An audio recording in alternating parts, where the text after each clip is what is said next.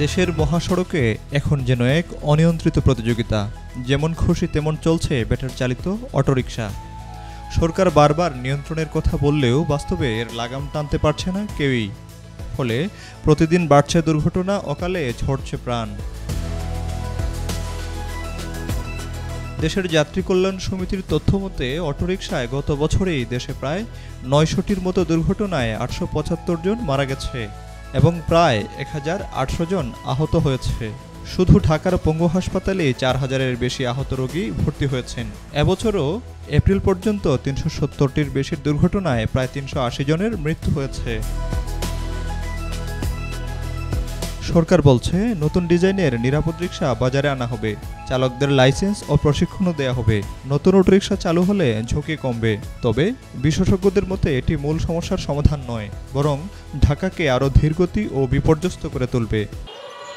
আমি এই দেশের একজন নাগরিক হিসাবে আমি সবসময় মনে করি যে বর্তমান শুধু ঢাকা শহর না, সারা বাংলাদেশের প্রত্যেকটা বিভাগীয় শহর থেকে শুরু করে জেলা শহরগুলোতে যে হারে অটোরিকশার প্রবণতা বেড়েছে, এতে করে যানজট তো সৃষ্টি হয়, পাশাপাশি দুর্ঘটনার শিকার হতে হয় সাধারণ মানুষকে।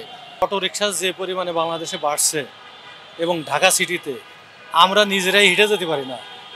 রিকশার এই ভয়াবহ দাপটে আমরা রাস্তা পর্যন্ত পার হতে পারতাম না। আগে তো অনেক সময় আমরা খুব ইজিলি রাস্তা পার হতে পারছি, কিন্তু এখন সেটা আর হয় না।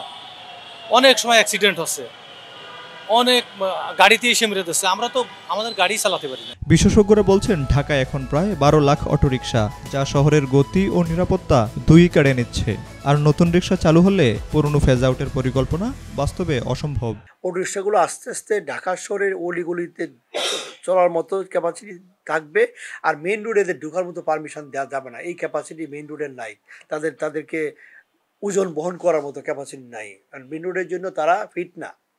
যেভাবেই হোক তাদেরকে কোনোভাবেই, সারা বাংলাদেশেই কিন্তু অটোরিকশাগুলো কোনোভাবেই হাইওয়েতে চলতে দেওয়া যাবে না। কারণ এটার জন্য হাইওয়ে চলার জন্য এই মেশিনটা ফিট না।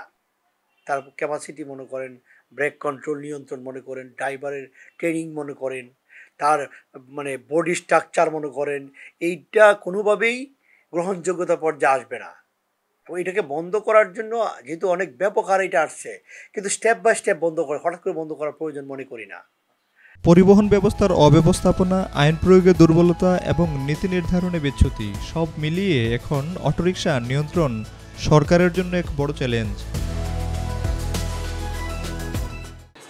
আমাদের পুরো সিস্টেমের সমস্যা, মিডিয়ার সমস্যা, সমস্যা, প্রশাসনের লোক স্বল্পতা, সিটি কর্পোরেশনের প্রশাসন, পুলিশ ও প্রশাসন।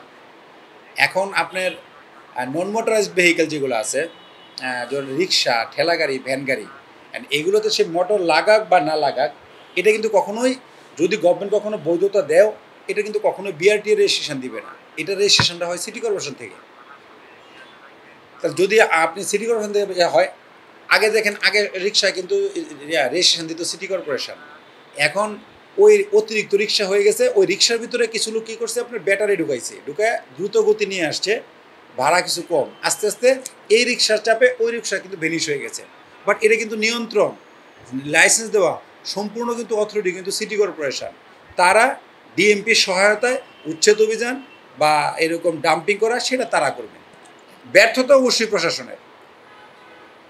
এটা তো কারণ এখানে প্রশাসন আপনার জনবল সংকট, এটা একটা বিষয়, ঠিক আছে। সিটি কর্পোরেশন যদি অভিযান করতো বা সেভাবে প্রচার করতো, ধরেন আপনার গাড়ি যেমন একটা সময় ছিল কি, রিক্সা পাইলে, অবৈধ রিক্সা পাইলে ডাম্পিং নিয়ে গুঁড়া করে দিত। গণপরিবহনকে হতে হবে সমাধানের কেন্দ্রবিন্দু, নয়তো প্রতিদিন এমন আরও অনেক দুর্ঘটনা যোগ হবে দেশের সড়ক দুর্ঘটনার মৃত্যুর মিছিলে। সত্য সরকার, বি নিউজ 24, ঢাকা।